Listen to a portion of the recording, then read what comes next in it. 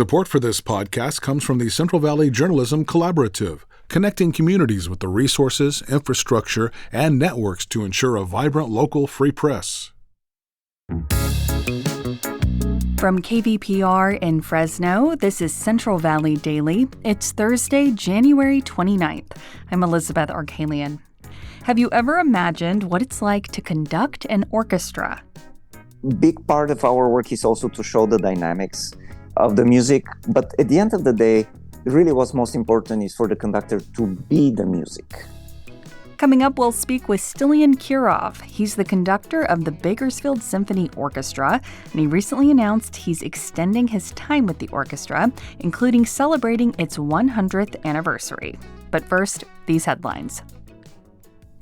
Fresno County supervisors are aiming to place a tax measure to fund transportation projects on the November ballot. This would compete with a similar measure being led by community groups and leaders of some Fresno County cities. The competing efforts arose after a plan to renew a previous transportation tax measure fell apart this month. Measure C expires next year, and a renewal was scheduled to be placed on the November ballot. Instead, the renewal effort split over policy differences. A bill to make it easier for Californians to sue ICE agents for civil rights violations is one step closer to law after it won approval of the state Senate on Tuesday. Guy Maserati with our California newsroom partner KQED has more.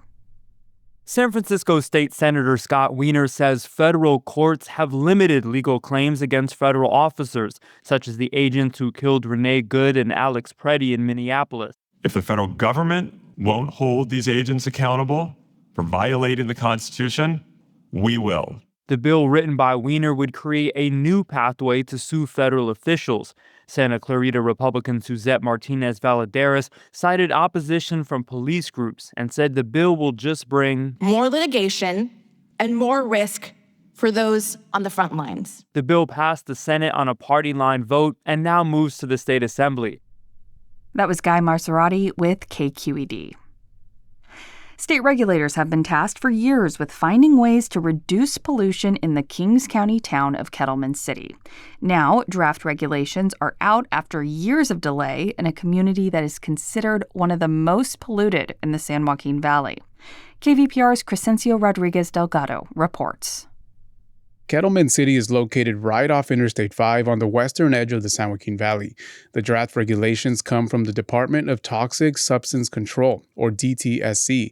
They seek to address the town's many sources of pollution. Those include traffic, pesticides, and the West Coast's largest hazardous waste landfill, located a few miles outside of town.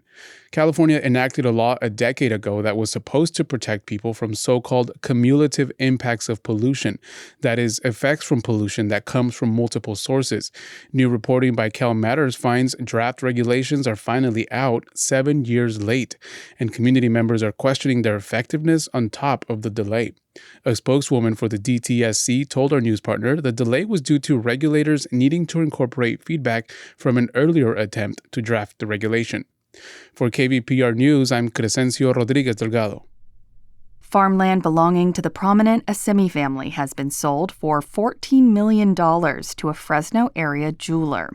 The Fresno Bee reports the sale was for 330 acres of land in West Fresno, known as Mission Ranch. The deal was made through a court-appointed receiver. The property is part of thousands of acres of land that will be sold as part of a lawsuit against the Assemi family for alleged breach of contracts. Members of the Assemi family own massive nut-growing operations in the region, as well as the housing developer Granville Homes and the news outlet GV Wire. Few things in life are certain, but astronomical auto repair bills, that's a sure thing. If the time has come to say goodbye to your old ride, consider donating it to KVPR. The process is free, it'll help fund the independent reporting you rely on, and you'll get a tax break. Visit kvpr.org/cars today for more information and to start the donation process. And now to our main story. The Bakersfield Symphony Orchestra is a longtime pillar of the classical music world in Kern County, and the orchestra's conductor has just renewed his contract. Stilian Kirov will usher the orchestra through to its 100th anniversary in 2032 as both conductor and music director. I spoke to Stilian to discuss his plans for the orchestra, but also to explain what exactly do conductors do up there on stage. He starts our conversation with a little bit of his background with the orchestra and why he decided to stay.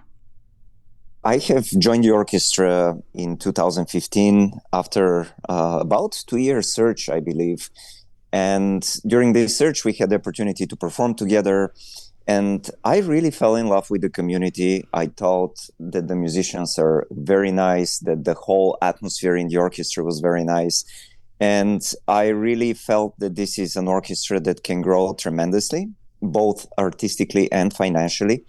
And when I was offered the job, I was absolutely thrilled. I loved the opportunity to be here, to make music. And really, over the years, we have grown together. I feel we are in a fantastic place right now. We have great administration. We have a lot of support from the community.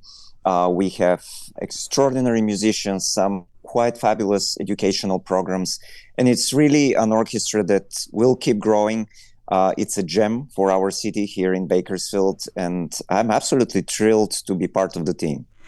So your contract extension means that you'll see the Bakersfield Symphony Orchestra through its 100th anniversary in 2032.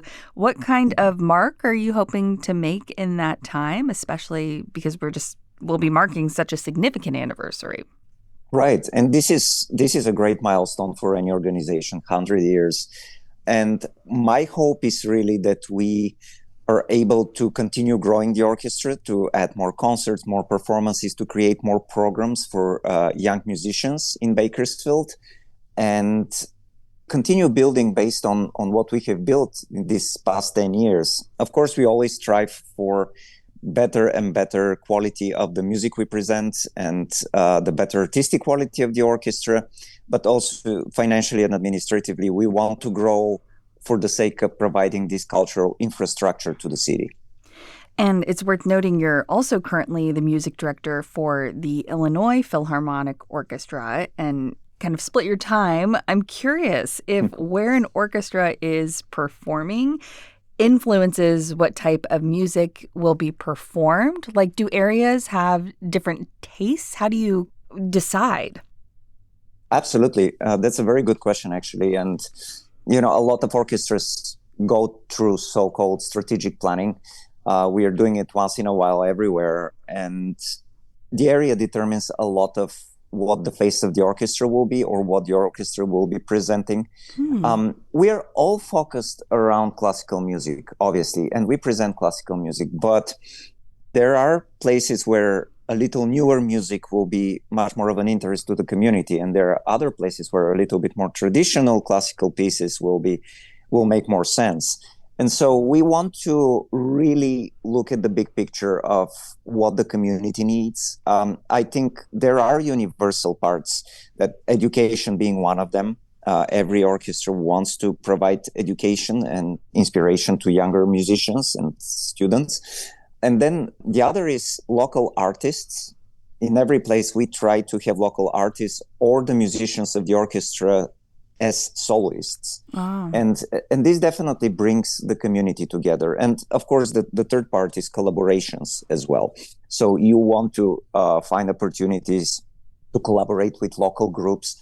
And really, in my opinion, every orchestra should be a cultural hub for the area where they're performing. I think it's worth noting, too, for folks who don't know, you studied conducting at Juilliard and at a conservatory in Paris. You're originally from Bulgaria, and you've worked with orchestras in Seattle, Memphis, New Jersey, Florida, many different places. Obviously, music is universal, but how has your exposure to just different places around the world informed your work and what you bring to your work every day? Yeah, I feel very lucky that I have had the chance to be in different places. Obviously, when I was in Europe, I was learning a lot. I was still very young, and this was part of my education. But After I finished my master's in conducting and also bachelor's in composition, I had the chance to work in an opera house close to Paris, in a small town. And this was very eye-opening because as an assistant conductor, I had the chance not only to conduct the orchestra in different occasions, but also to participate in the daily operations. I was kind of the librarian. Mm-hmm. I would also move instruments around and set up the stage. So I was the operation person. And this, although I can say it was not easy, was very helpful in my development so that I understand what the different roles in the orchestras are and have appreciation for their work as well.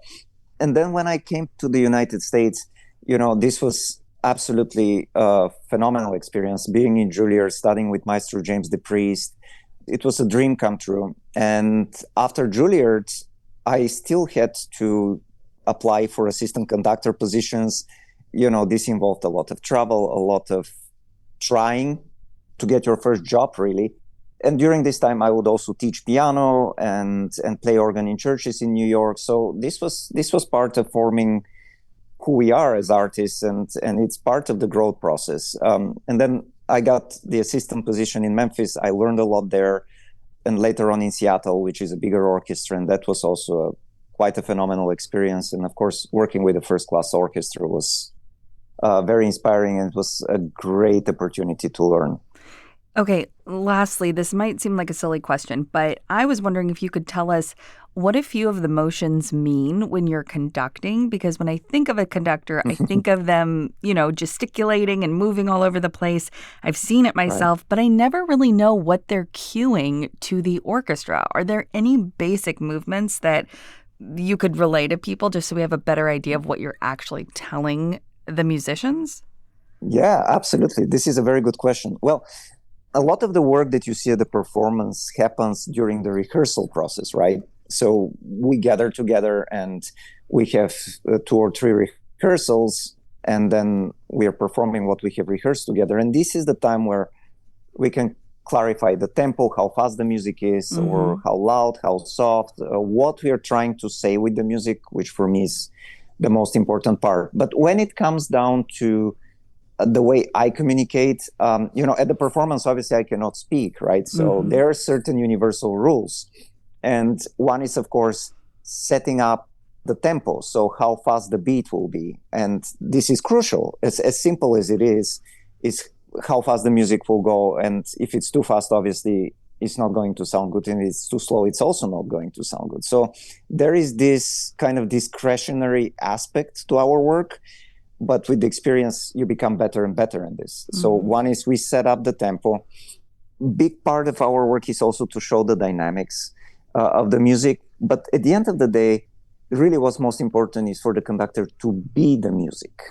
So if you transcend the music through yourself, and of course, you have a very clear technique, I think it helps tremendously the musicians so that the final results can be achieved with less talking, more playing, and you're able to communicate as much as possible through your gestures without needing to talk. I think that's a good goal to have.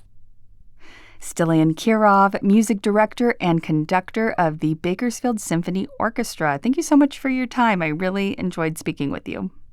Thank you so much. Same here. Really appreciate it and hope to welcome you to one of our concerts. The Bakersfield Symphony Orchestra season is ongoing, and you can find their calendar of upcoming events at bsonow.org. And that is today's show. Today's episode was produced by Jonathan Linden and KVPR with support from the Central Valley Journalism Collaborative. I'm Elizabeth Arkalian. Find the latest local news anytime at kvpr.org.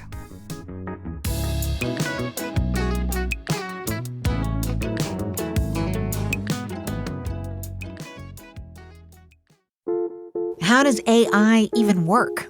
Where does creativity come from? What's the secret to living longer? TED Radio Hour explores the biggest questions with some of the world's greatest thinkers. They will surprise, challenge, and even change you. Listen to NPR's TED Radio Hour wherever you get your podcasts.